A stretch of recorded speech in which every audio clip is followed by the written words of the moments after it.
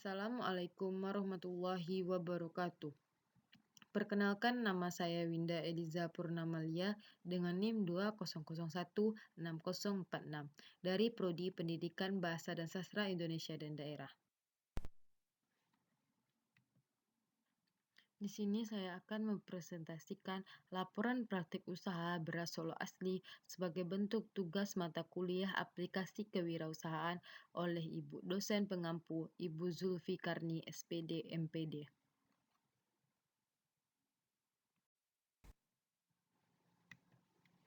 Puji serta syukur marilah kita ucapkan kepada kehadirat Allah Subhanahu wa Ta'ala yang telah memberikan begitu banyak nikmat yang mana makhluknya pun tidak akan menyadari begitu banyak nikmat yang telah didapatkan dari Allah Subhanahu wa Ta'ala. Selain itu, penulis juga merasa sangat bersyukur karena telah mendapatkan hidayahnya baik iman maupun Islam. Dengan nikmat dan hidayahnya pula saya dapat menyelesaikan penulisan laporan usaha yang berjudul Usaha Beras Solo Asli ini merupakan tugas mata kuliah aplikasi kewirausahaan. Dalam penyusunan laporan ini, saya menyadari sepenuhnya bahwa terdapat kelemahan dan kekurangan laporan ini dalam penyajiannya. Hal tersebut karena terbatasnya kemampuan dan pengetahuan yang saya miliki, karena itu mohon kiranya untuk dimaklumi. Demikian presentasi ini saya susun dalam waktu yang telah direncanakan. Kritik dan saran pembaca yang bersifat membangun sangat saya harapkan agar penyusunan presentasi selanjutnya dapat lebih baik.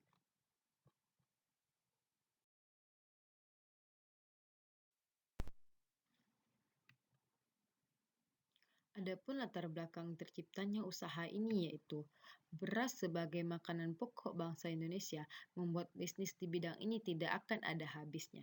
Setiap hari, pasti setiap rumah tangga memerlukan beras untuk memberi makan isi penghuninya.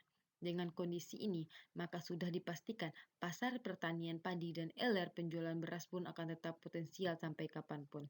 Zaman sekarang, syarat bertani tidak membutuhkan lahan yang besar, karena pada prakteknya sudah banyak inovasi teknologi yang diterapkan pada bidang pertanian. Hanya dengan luas tanah beberapa meter saja, kita sudah bisa menjadi petani pemula. Jika dulu pertanian selalu identik dengan tempat yang panas, kotor, dan bau, namun kini usaha di bidang pertanian sudah banyak mengalami perubahan. Selain itu, tidak membutuhkan modal yang terlalu besar, sebagai pengelola bisnis juga bisa mendapatkan keuntungan yang lumayan. Hasil dari usaha bidang pertanian seperti beras adalah kebutuhan pangan yang sangat diperlukan untuk memenuhi kebutuhan dasar manusia. Keadaan ini yang sebenarnya perlu dimanfaatkan untuk mengelola pertanian secara modern, sehingga menghasilkan peluang usaha yang berkelanjutan dan begitu luar biasa prospek keberhasilannya. Visi dan misi usaha. Adapun visi dari usaha saya ini yaitu menjadi distributor dengan memiliki jaringan yang luas serta mengutamakan kualitas pelayanan terbaik bagi seluruh pelanggan dan mitra bisnis kami. Misinya yaitu 1. Menciptakan standar produk yang sehat, higienis, dan berkualitas tinggi. 2. Mengembangkan jaringan pemasaran melalui pasar tradisional dan modern secara nasional. 3. Mengutamakan kepuasan pelanggan melalui produk dan layanan. 4. Menciptakan manajemen yang solid dan profesional. 5. Menjalin kemitraan dengan kelompok tani maupun penggiling-penggiling kecil di daerah. Selanjutnya itu tujuan usaha beras Solo. 1. Mempermudah konsumen mencari beras dengan kualitas terbaik. 2. Untuk menarik minat konsumen agar merasakan produk yang dibuat oleh penulis. 3. Sebagai upaya untuk membuka lapangan pekerjaan bagi lingkungan sekitar. 4. Mendapatkan keuntungan usaha. Adapun profil usaha yaitu nama usaha Beras Solo Asli Naifa, bidang usaha pertanian, produk beras. Pemilik usaha yaitu Winda Eliza Purnamalia dengan nomor telepon 081262617899. Email windaelizapurnamalia@gmail.com. Lokasi usaha yaitu bertempat di Perum Taruk Blok C nomor 07 RT 03 RW 05 Kampung Jual Lubuk Begalung Kota Padang, yang dimana itu rumah saya sendiri. Deskripsi usaha. Penulis memberikan brand bidang usaha bernama Beras Solo Asli Naifa karena produk merupakan beras asli dari kota Solo. Hasil dan usaha bidang pertanian seperti beras adalah kebutuhan pangan yang sangat diperlukan untuk memenuhi kebutuhan dasar manusia. Keadaan ini sebenarnya perlu dimanfaatkan untuk pengelola pertanian secara modern, sehingga menghasilkan peluang usaha yang berkelanjutan dan begitu luar biasa prospek keberhasilannya. Akan tetapi, penulis memiliki keyakinan dan harapan untuk mengembangkan usaha dan memiliki banyak pelanggan. Riwayat usaha. Usaha menjadi distribusi beras ini dimulai sejak akhir bulan September 2021 yang dirintis sebagai bisnis rumahan. Dalam perkembangannya sudah mulai maju karena sudah mulai banyak konsumen yang berminat terhadap beras ini sehingga omset bisnis ini juga mulai meningkat. Selanjutnya yaitu analisis SWOT. Sudah menjadi kebiasaan jika dalam melakukan usaha selalu menghadapi tantangan dan juga persaingan usaha. Untuk menghadapi semua itu dibutuhkan analisis usaha yang tepat. Analisis ini perlu bukan hanya sebagai bahan evaluasi, tapi untuk mengukur kemampuan usaha terhadap lingkungan dan juga persaingan yang ada. 4 poin analisis SWOT, yaitu kekuatan. Ukuran kekuatan di sini adalah kualitas produk yang ditawarkan cukup tinggi. Yang kedua yaitu kelemahan. Kelemahan dalam bidang usaha ini yaitu harga sedikit lebih tinggi daripada beras biasanya. Selanjutnya yaitu peluang. Peluang dalam produk ini adalah produk beras Solo asli ini sudah terkenal namanya sampai dimanapun. Yang keempat, ancaman. Ancaman yang akan timbul dalam usaha jual beras ini yaitu pesaing, di mana para distributor akan berpacu-pacu untuk mencari produk beras yang terbaik.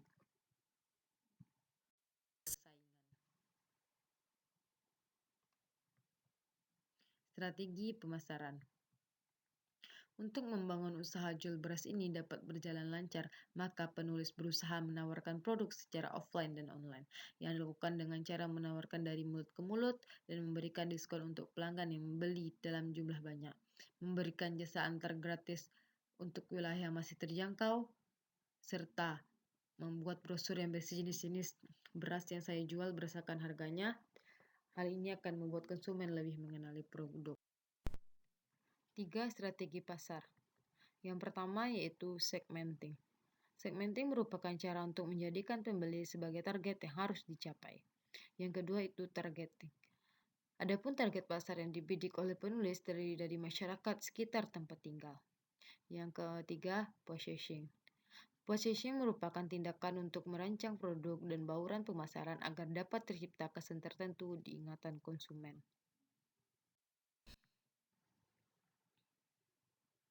Target pasar. Sasaran pastinya yaitu ibu rumah tangga, wilayah dekat, dan tetangga-tetangga. Semua orang membutuhkan beras karena produk ini menjadi makanan pokok masyarakat khususnya warga Indonesia. Dari mulai anak kecil, remaja, sampai orang tua membutuhkan beras sebagai bahan makan utama di sehari-hari. Oleh karena itu, peluang bisnis dahsyat jualan beras tidak akan pernah ada habisnya. Kendala. Kendala yang saya alami selama menjadi distribusi beras adalah kondisi pesaing. Banyaknya pesaing yang sama-sama bergerak di bidang ini, maka saya mencoba mengutamakan kepuasan konsumen dan melayani konsumen dengan baik. Meningkatkan cita rasa kualitas dan kuantitas, sehingga bisa memberikan pelayanan terbaik terhadap konsumen. Saya juga mencari cara berbeda untuk menarik pelanggan. Saya mencoba mengatasi masalah lainnya sebisa mungkin. Dalam kendala lainnya yang saya alami selama 2 bulan ini antara lain itu kurangnya respon dari konsumen saat kami menawarkan produk. Belum mempunyai toko dan hanya berjualan di dalam rumah. Banyak konsumen yang menginginkan pembelian melalui eceran. Selanjutnya, saya akan menjelaskan tentang laporan keuangan. Pada laporan keuangan, kita harus menjelaskan tentang rencana biaya sebelumnya. Rencana biaya awalnya yaitu modal awal.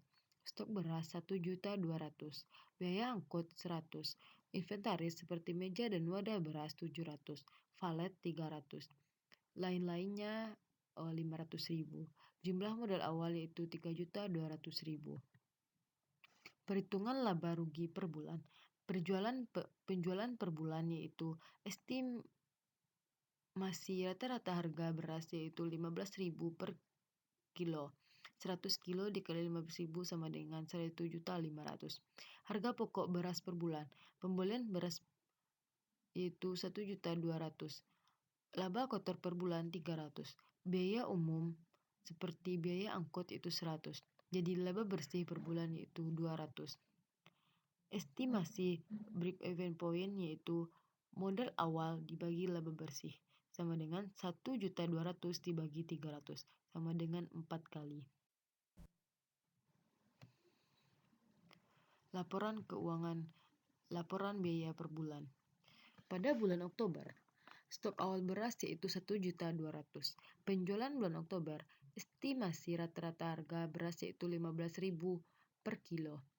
100 kilo dikali 15.000 sama dengan 1.500.000.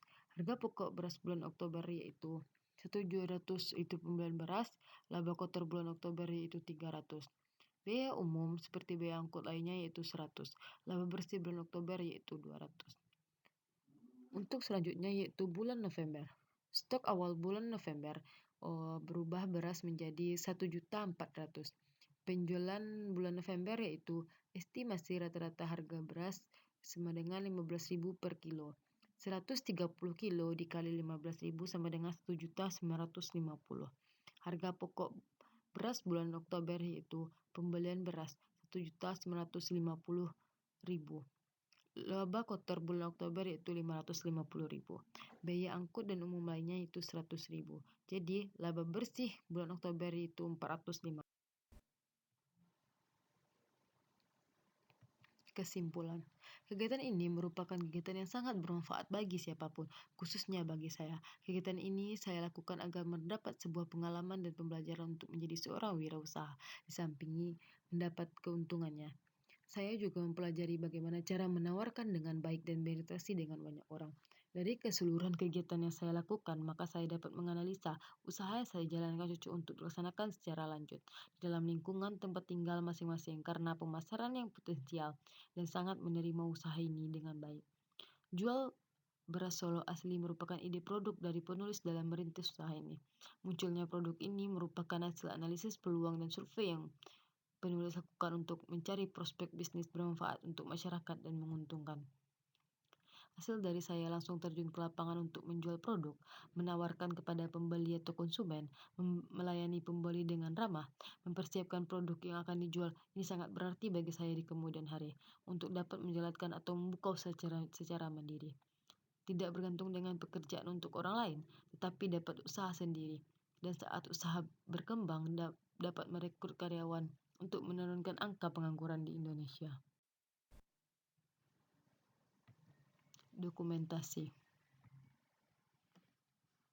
Ini pada saat beras datang di awal 10 karung. Ini cara saya mengambil beras ke dalam gantang atau tekongnya. Ini cara saya masukkan ke plastik. Ini brosur jualan beras online maupun dibagikan kepada orang-orang terdekat.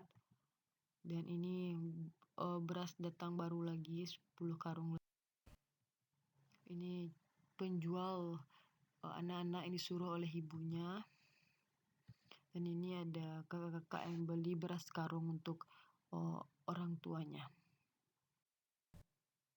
Sekian presentasi saya. Mohon maaf apabila ada kesalahan kata. Wassalamualaikum warahmatullahi wabarakatuh.